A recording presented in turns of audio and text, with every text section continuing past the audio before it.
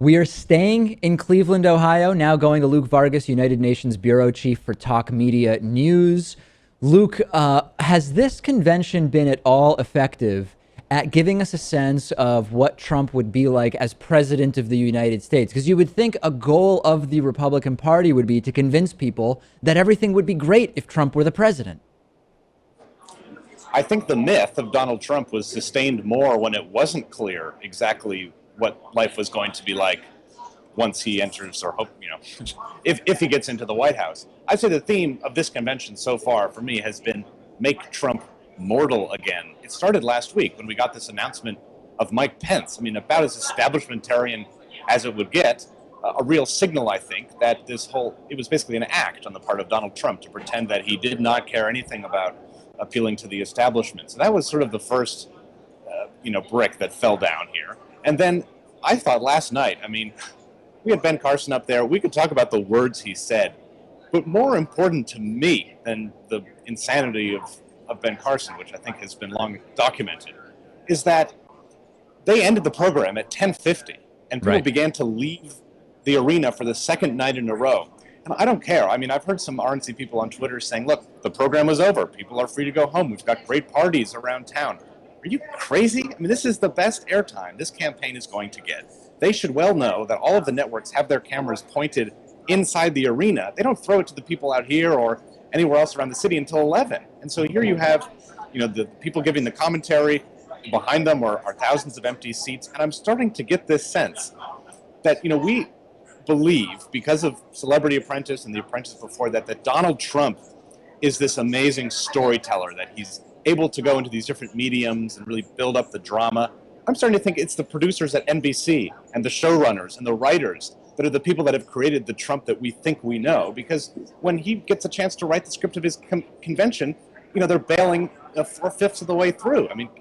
Imagine an episode of The Apprentice ending after 50 minutes and then it just going to like music over rolling credits for 10 minutes. Yeah, that wouldn't actually be that bad. I don't know if you've seen The Apprentice, but I'd kind of rather that. They also, it's just been mistake after mistake. They had Joni Ernst come out and speak to what on TV looked to be a half-empty hall altogether. It just a lot of mistakes. Yeah, General Flynn came on at, I think, 11:20 when, I don't know. The timing has been really off. The other big thing that has dented the Trump mystique, in my view, was actually my favorite part of last night. I don't know when anybody in history has ever said Mitch McConnell was the highlight of, frankly, anything. Yeah, he's certainly never been the highlight of a cocktail party, we can say. Fair enough. But I thought his comments, those from Paul Ryan, were perhaps some of the more interesting stuff I've heard this whole convention, because what we are really hearing from congressional Republicans is that if Donald Trump gets elected, that the things that they've wanted to do for a long time will get done, but not the reverse. We heard from McConnell. He said, we wanted to pass the Zika spending bill. Obama didn't want it. We wanted to build the Keystone Pipeline. Obama wouldn't sign that. What he's not saying is, hey, Trump campaign or future Trump president, tell our staff to write a bill about building a wall to Mexico and we'll get on it. Or, you want to ban Muslims from entering the United States? We're ready to start drafting the legislation. We'll make sure to get it to your desk pretty soon. They're really not saying that's how this works. And another speaker that really, drove this home for me was Governor Asa Hutchinson of Arkansas, who in an interview was very candid, saying, look, I've come to Trump because he's won the primaries. I did not come to him early. I didn't come to him because of ideological overlap.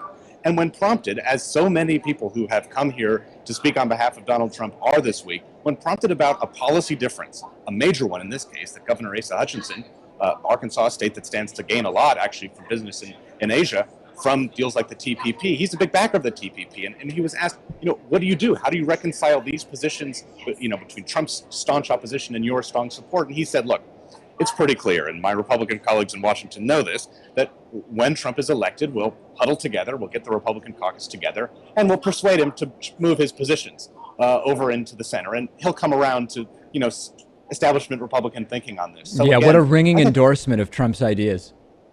Right. When he's in there, he is not going to be the one doing the legislation. And, it almost seems like a Trump presidency could see the U.S. become something like a parliamentary system where he is the puppet president. He insults world leaders and takes photos at the White House and gives speeches. But then it is really Paul Ryan, who is the Prime Minister of the United States, moving through the legislative agenda.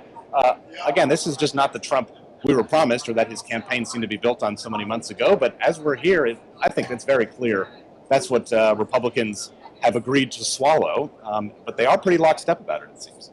No doubt about it. Luke Vargas, United Nations Bureau Chief for Talk Media News. Thanks so much, Luke. We'll talk to you tomorrow. Thank you. Bye-bye.